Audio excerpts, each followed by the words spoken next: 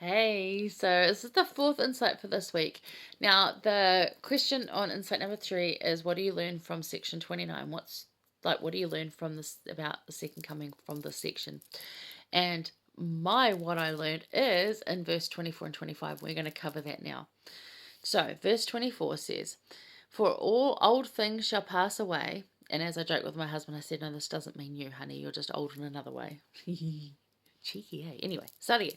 "For all old things shall pass away, and all things shall become new, even the heaven and the earth, and all the fullness thereof, both men and beasts, the fowls of the air, and the fishes of the sea." And in 25, "And not one hair, neither mote shall be lost, for it is the workmanship of mine hand." That's what I take from this. That is my favorite part of this section. As far as the second coming is concerned. I mean, I really love the beginning part where the Saviour says, "Look, remember who I am," because that just gives me so much comfort. But this, about the second coming, is the best bit for me. To remind us that, again, that this is not an attack on people, it's an attack on the wickedness. And that here, it says, "For all old things shall pass away." So that's all the grief, all the hard, all the trials, all the tribulations, all the worries, the stresses, all our injuries are going to be gone. All our suffering is gone. All our baldness, all our missing limbs, all the homelessness, all the sad destruction of the earth is gone. It is going to be gone and just done away with. And we can move on because we'll be not constrained with humanness anymore. We will be able to move on and let it go. And that's super exciting for me. I am really hanging out for that. And I'm trying my best right now to work through things and let them go, but there is so much to work through. So I take comfort in this.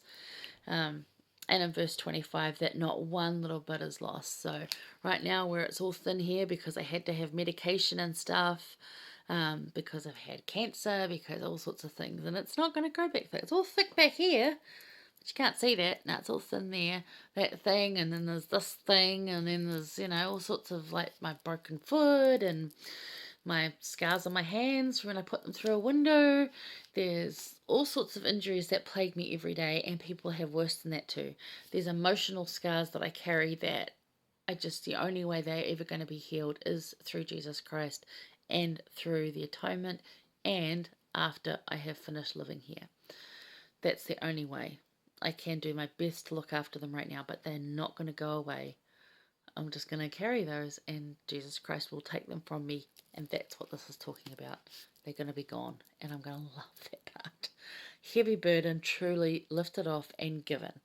I can do so much here, but it's not truly gone for me. These are so deep. So that's really exciting to me. Yes, a complete restoration of all things. Love it. Complete restoration of all things. Not one thing, creature or person is forgotten, overlooked, or missed. Not one. Not one part of any of it. Because he created it all. He knows all of it. I mean, the comprehension around that, it just blows my mind. So, the only people that have no place are those that willingly and knowingly use their agency and choose to not be included. So at that point, the only ones that are not included are those who say, "You're still showing us what you've done, you're showing us what's possible, and we're still going to put our hands up and say no thanks." So I can't imagine that being a lot of people. Maybe some, but it's not for them, right? Anyway, that's the only people. So unless you're going to do that, at that point, not now, at that point, then you're going to be included. The earth is fully restored too. The whole earth. Every animal, every extinct animal, every endangered animal, every broken tree, every polluted river, every bit of plastic's going to come out of the ocean. I mean, I'm just super excited about that. I think that's going to be so beautiful. And it's going to be so awesome. I just like... I don't know if I'll even have a camera then, but I'll just be out here. I can see myself like excited. As a photographer who likes photographing nature, I would just be out there with a camera taking photos of freaking everything. But I don't even know that that's going to work then. I'm not going to need a camera. Maybe I'll have my celestial iPad by then. Who knows?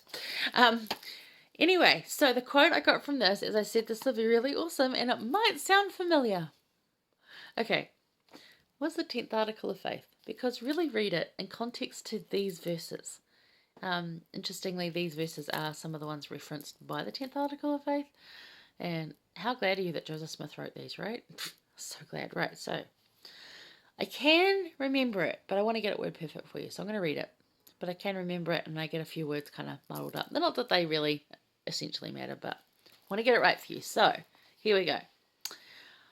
We believe in the literal gathering of Israel, right? And in the restoration of the 10 tribes. That Zion, the New Jerusalem, will be built upon the American continent. That Christ will reign personally upon the earth. And that the earth will be renewed and receive its paradisical glory. Right? In relation to these verses, does that not just give it more weight and bearing? Super cool. And like, I've always imagined the earth and its paradisical glory and been excited. But to have it put out, like, and I know the 10th article of faith, I've memorized it back in primary, like 40 years ago. So long ago. Anyway, so that's my pain, not yours. Yeah, to have it there, and it's, the New Jerusalem will be built on the American continent, and it will be. And Christ will reign personally upon the earth, and the earth is going to be renewed. And you know what? So are you. Isn't that cool? That's the best part of this section for me as far as the second coming comes. And when people are talking about the second coming and going on about this could mean this and this could mean that, you know what?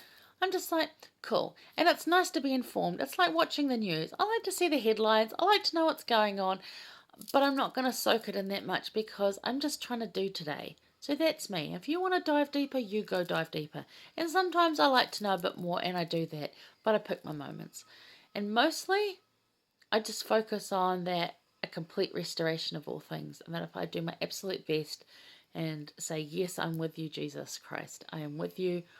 I totally love you and respect you and give you all thanks for the strength you give me because he does. Just gives me so much. And I'm going to start crying if I don't shut up soon. So that's what I focus on. Now, if you want to focus on more, sure. But if that's too much for you, like it is for a lot of people, then focus on this. It's a complete restoration of all things. And that includes you. And I'll leave you with that. So stay around for number 5, because that's good too. It's a deep thinker. Okay.